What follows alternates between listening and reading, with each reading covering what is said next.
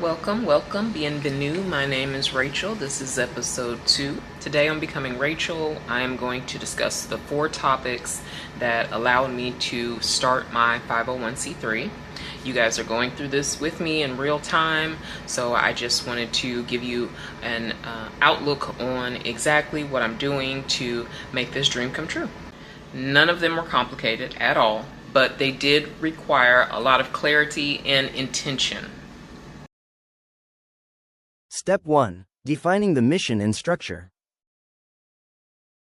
Step 2. Choosing the organization name. Step 3. Building the initial board of directors. And finally, Step 4. Filing the Articles of Incorporation.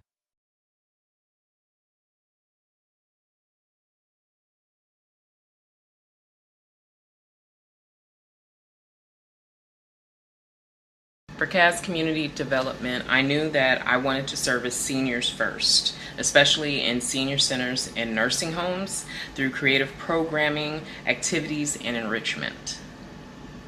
But I also wanted the structure to be broad enough that I could service other areas such as underprivileged, low-income apartment complexes as well. Question 2, what type of organization is this? I had to decide whether this would stay a business idea or become a nonprofit. So that was question 2. I chose nonprofit because the goal is not just profit for me. It's community impact, it's partnership, it's programs that can grow beyond where I'm at right now and beyond me even. So defining the mission and the structure basically meant getting clear on 3 main things: who we serve, what services we provide, and what it is to be a nonprofit. And once those answers were clear, the paperwork part became so much easier.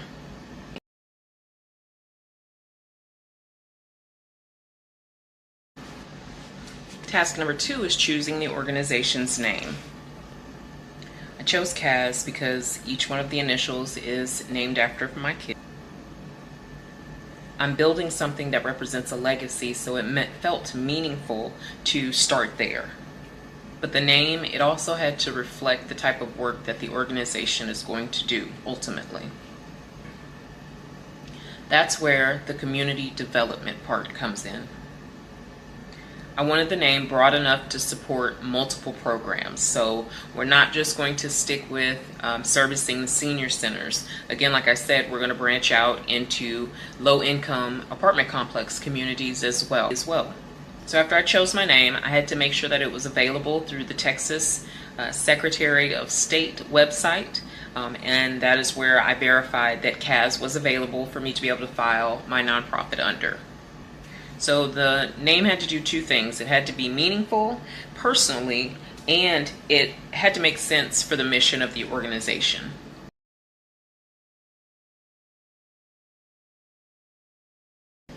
Step 3 is building the initial board of directors. And in this step is where we see that nonprofits are different from regular businesses as well. In Texas, you need at least 3 directors to start your board for your nonprofit. So that meant I had to identify 3 people who believed in my mission and were willing to provide support for those specific roles. Not something that I took lightly. I did take a couple months to decide and determine who those people were going to be. One of them I had to ask another person if they were going to be okay with it. So it does take a lot of thought, it is personal, and it does speak to what I'm trying to accomplish. And then once those directors were chosen, they became officially a part of the paperwork for me filing for my nonprofit.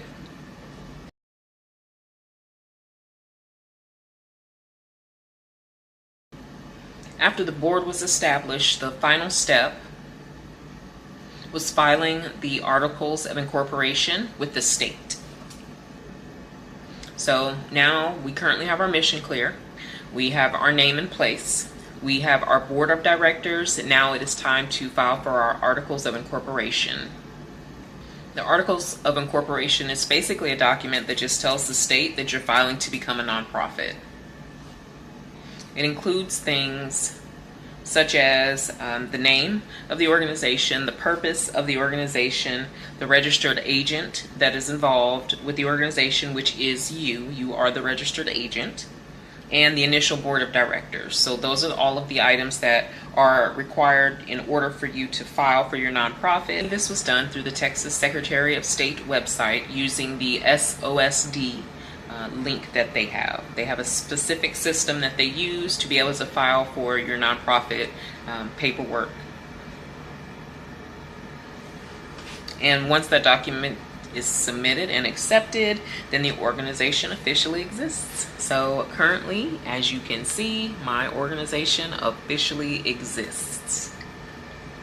And when I filed that paperwork, it literally felt like my vision is becoming real. You know what I mean? Like, this is that point where we're not just filling out EINs, you know, all across the board because they're free. No, I did have to pay in order to get my documents completed. It was $25, not a lot, super cheap, but well worth it. So those were the first 4 foundational steps that I had to start before I could even begin my nonprofit. So now that my organization is officially on paper, I can move on to the next step and catch us in video 3 for that information.